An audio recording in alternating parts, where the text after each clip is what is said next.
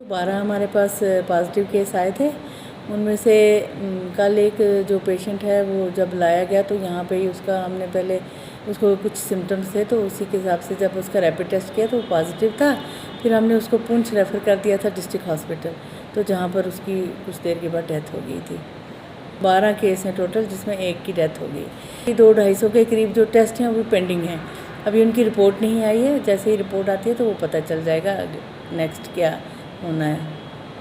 लोगों से हमारी यही अपील है, मोदबाना गुजारिश है कि वो फेस मास्क जो बहुत ज़रूरी है। सबसे फर्स्ट स्टेप जो है फेस मास्क ये इस्तेमाल करें, उसके बाद हैंड सैनिटाइजेशन जो है इसका, और सोशल डिस्टेंसिंग। और क्राउड में गैर ज़रूरी बाज़ारों में मत जाएं, गैर ज़रूरी किसी भी भीड़ भाड़ में इकट्ठा मत हों, और जितना कोशिश करें अपने घरों तक महदूद रहें।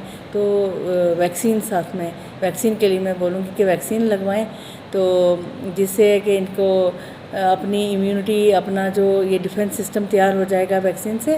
तो उससे अगर बीमारी हो भी आपको, ये अगर खुदा न खास्ता इन्फेक्शन होगी तो इसकी सिवियरिटी जो है वो उतनी ज़्यादा नहीं होगी। हेल्थ डिपार्टमेंट तो अपने ही डिपार्टमेंट के लिए सैनिटाइज़र और मास्क देगा।